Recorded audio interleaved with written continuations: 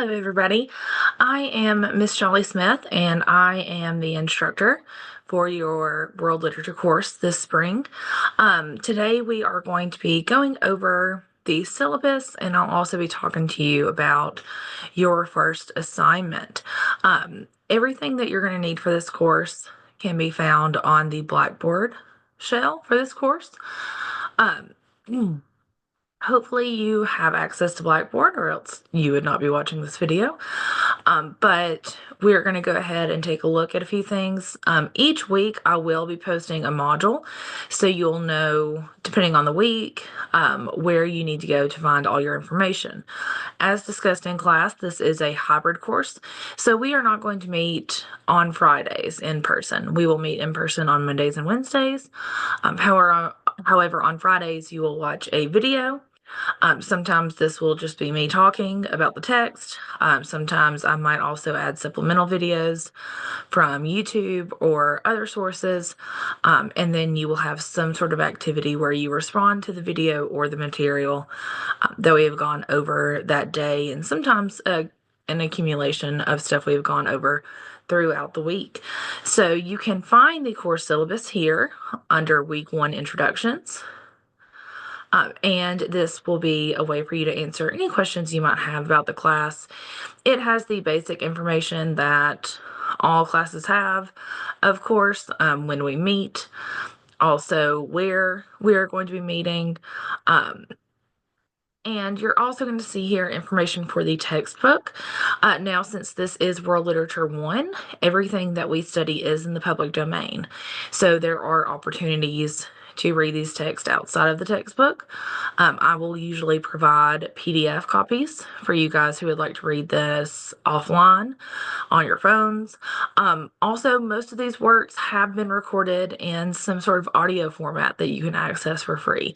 Now, a lot of times these are done voluntarily by non-paid voice actors, so it's just everyday people who have recorded this, depending on where you find the source. So it might not always be the best person reading it, but it's an opportunity for you to consume the literature in a different way. This is the information for my office and my office hours. I'm in NCB 101. The building that we are in is connected to NCB. So it's that same kind of part of the Parker complex. It's just the other side. And if you walk into NCB and you look to your left, my office is going to be the first door on the left. And then my cubicle is cubicle B. So that is where you can find me during these office hours times. If I do have a meeting or another commitment that prevents me from being in these office hours, I will notify you guys via email. If there's some sort of emergency that comes up, I will try to find a way to let you guys know. These office hours will start next week, and starting next Friday, I will also be hosting virtual office hours from 9 a.m. to 12 p.m. I will be posting a Zoom link for that as well on Blackboard. So just like the in-person office hours, you don't have to have an appointment. You can just pop in. And then if none of these times work for you guys and you need to meet with me, just shoot me an email and we can find some time to meet either in person or via Zoom. The best way to get in touch with me, of course, is going to be email. I do answer messages sent to me on Blackboard. However, I do not see those quite as quickly or as often as I check my email. So the best way to get a response from me is going to be by coming to the actual email website. These are some important dates to remember. The final exam will take place the first week of May, so immediately after we stop our last day of class. Once the exam schedule is posted to the website, I will let you guys know exactly what day our exam is scheduled for. The last day to drop this class is going to be Friday, April 25th. If you are wanting to drop the class for whatever reason, it is your responsibility to do so. Coming to class does not qualify as dropping the class. The last day to submit any missing major assignments is going to be Wednesday, April 30th. And these assignments depending on how late they are, could potentially come with a penalty, and will be graded holistically, meaning that you will not get feedback if they are turned in late. However, I do have the opportunity to take some late work depending on the situation, if you've talked to me, if we've set up an extension. But after April 30th, I'm no longer able to take missing assignments. This is the course description. So you are going to be starting with the ancient Mesopotamians and going through the Renaissance. So that is going to be the time period. This is going to be literature from all over the world. So not just centralized in any certain area or culture. So you're going to have the opportunity to look at the literature, the culture surrounding it, and also we're going to have some time to talk about how this human experience is common amongst us, even if we're looking back all the way back to Gilgamesh, where we start. There are going to be themes and things that these characters go through that we can relate to ourselves. By the end of the class, I am hoping that you will reach these learning outcomes. So being able to interpret text, being able to understand the historical significance, being able to read and interpret that text and analyze it as well, and being able to apply literary scholarship to primary literary works. That will take place in the form of your critical analysis essay. So you will see what other experts have said about these texts and use it to support your own views on the text. This is the course outline. I'm not going to read every bit of this out to you guys. You can go back and look at it. But this is just going to be showing you kind of what we're going to be going over throughout this semester. So the topics that we're going to go over, what we're reading, and kind of how we assess how you've been taking in that information. Participation is very important in this class. I know not everybody likes talking out loud in class or giving speeches. So there's going to be a variety of different ways that we can participate. I do a lot of think, pair, share activities where we're talking in smaller groups. And then as a class, there's going to be discussion board questions. So there's going to be a lot of different ways that you can still participate in class, regardless of your learning needs or how you express your knowledge. Tardiness, I commute, understand traffic happens. Sometimes the buses are running late. Sometimes a bus is down and there's not enough buses to go around to get everybody to class. Things happen. I understand that. However, if you're habitually coming in 10, 20, 30 minutes late into class, every single class, I can't teach the entire lesson all over again. So you are going to be missing quite a bit of the substance of the course if this is happening. So if you know that there is a bus that runs at 10 a.m. that's always late, maybe take an earlier one. Maybe see about commuting with a friend. And if there are extenuating circumstances, always keep me in the loop so I kind of have an idea of what you're dealing with and how we can work our way around it. Late work and makeup work. I do take late work. However, depending on when it is turned in or whether we have arranged a extension or not, will depend on how much feedback you get, also how it will be graded according to the rubric, or if there will be a penalty for the amount of time that it has been late. There are some assignments that need to be done by a certain time or done as a group, or quizzes that are taken at the beginning of class that cannot be made up. So do keep that in mind. I do not use your attendance as a grade, but those participation points do add up throughout the semester. So kind of keep that in mind as well. Anytime you turn in an assignment, it needs to be turned in to Blackboard. I have had students in the past with computer issues or other things going on that we have had to work out, and that is fine. But if you are turning it in, it needs to be turned in to Blackboard, not via email, not via message on Blackboard, but into the actual Dropbox or the assignment where it has been set up. This should be in MLA format. You can look at OWL Purdue for examples of MLA format. I can post a link to that, and in fact, I probably will, and I'll probably show it to you guys in class. And I cannot take Google Doc links. We work on Microsoft Word and Outlook for our email, at least the faculty and staff does. So I do not always have access to these Google Doc links. Also, I'm not able to put comments where I need to. I'm not able to highlight different things if I'm trying to give you substantive feedback, and it doesn't run through SafeAssign if it's a Google Doc link. All you have to do for a Google Doc is go to File and then Download, and then Word document or PDF. I can take either one of those. If you need me to show you how to do this in class, I can show you guys how to do this in class. It's fairly easy.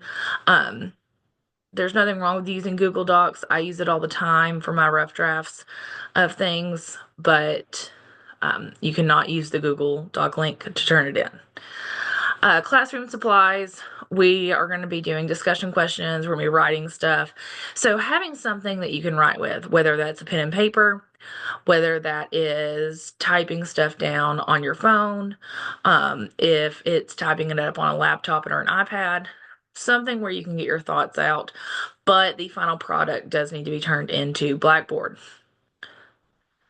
You all have access to the Code of Conduct on the AAMU website, so this is something you should uphold. This is the academic honesty policy for the Department of English and Foreign Languages. So this is talking about cheating, plagiarism. So basically, you just need to be coming up with your own ideas and giving your honest answers. And if I'm allowing you to use outside materials, that is fine. But if you're not supposed to use outside materials, or if it's not open book, not doing that. We also do not want to see all of your answers or discussion questions being answered by AI. There are ways to utilize these technologies, but we want to see you actually thinking and doing the work. If you are looking for accommodations, you can get these through Disability Services. If you have already filed for accommodations, please make sure that those emails have been sent to me. And if you need something in the meantime, if it's taking a while to get the right paperwork, or you've just started experiencing a health issue, you do not have to give your personal information to me. But if you have a reasonable accommodation that we can work with, please just let me know, and we will do our best to help accommodate you. Attendance policy, you get one unexcused absence per credit hour. This is a 3-hour course, so you have 3 absences. In order to make up work, sometimes this can be done just by going onto Blackboard and catching up. Sometimes it's stuff that we've done in class that cannot be made up. So you would need an excused absence in order to make up that work. And for things like the midterm, final exam, etc. We are very fortunate to have tutorial help here at A&M, both through the Tutorial Assistance Network and through the Writing Center. The Writing Center is just across the parking lot in the Carver Complex from our classroom. So for things like your critical analysis essay, or if you're preparing for midterms and how to discuss your topics and ideas and how to write an essay question, these are some services that you can utilize. Grievance procedures. My hope is that if there is anything going wrong in the class and you need help with something, that you can come to me and we can figure out a solution. If we cannot figure out a solution, I have provided the information for my program coordinator, who you can address with your issues, should we not be able to come to a understanding. And then also the information for the chair of the department, who should be copied if you are contacting the program coordinator, Dr. Blackman. I have the right to change this syllabus at any time in the semester or alter course content. 99% of the time, if I am doing that, it's usually for y'all's benefit. So changing a policy to make things more accommodating or to make us more successful in the class, changing percentages because I see maybe we're doing a lot of participation and you guys are participating really well. So I want your participation to count for more of the grade, things like that. This is the grading scale. It's pretty self-explanatory, and you can see how everything is broken down in this class. This explains a little bit more your specific assignments. Things like the critical literary analysis, you will have a larger assignment sheet that will detail everything that you need to do for that. These are the works that we are covering this semester. I am also going to include, and I need to go back and change this, we're going to do a little bit of Sappho's poetry as well. And if we run into something or think about something later in the semester, or if I run across something in the new textbook that maybe wasn't included before, or I hadn't noticed before, we might add stuff in, but it's not going to considerably add to your reading load for the semester. This is the course outline. I am still working on this. It is still under construction. So I'm trying to change a few things around, trying to space out some readings a little bit differently. And because there is a new edition of the textbook, I'm having to go through and change some page numbers. But you should be good these first couple of weeks, following along with the readings. And as soon as I have an updated version, you will have an updated version. And this is pretty much all the information that you guys are going to need. I think I probably have over-explained it, if anything. If you go back and look at the syllabus and have any questions or concerns, please let me know, and I'll be happy to go back over this at any time in the semester. I do suggest, if you have a question, going to the syllabus first, and then if you still can't answer your own question, feel free to ask me. For your activity for our asynchronous class this week, thinking about the course and the readings that we're going to be going into and the different outcomes we want to see for this class, I like to start the semester off with a little reading reflection essay. I know not everybody enjoys writing, especially essays. This is very informal. This is more of me trying to get to know your reading style, what interests you, your thoughts on reading. So there are a few different prompts for you to choose from. You are only going to choose one. This is an essay that should be between 400 and 600 words. So roughly a page, not very long at all. Do your best to have it in MLA format and also Times New Roman 12-point font. I know that sounds very picky, but it's just easier if you're reading a bunch of essays for it to be one of those uniform fonts. So you will see these different topics, prompts down here, going anywhere from what is something that you read that you were glad that you had to read for class. What is something that you read for class that you hated? You found it unnecessary. You don't know why it's being taught. I would be happy to hear what your reasoning is for that and why you think it should be excluded from text. What kind of reading do you do? Do we even need to read with the technology we have these days? These are all different prompts that you guys can choose from. And I'm looking forward to seeing your responses. If your response differs or opinion differs than mine, it is not going to count against your grade at all. I'm just hoping we can kind of start a conversation when it comes to reading and why we still study things like literature to this day. So I will leave you guys to that. As you can see, I've left it open. I'm probably not going to leave stuff open this long in the future, but Since we do not have class on Monday, and since this is a little bit more involved than some things you guys will be doing in the future, this is not due until the day that we meet back in class on Wednesday, January 22nd.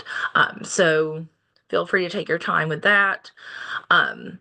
It does not have to be grammatically perfect, but do try to at least make it understandable and give it a once over before you turn it in and utilize that spell check function.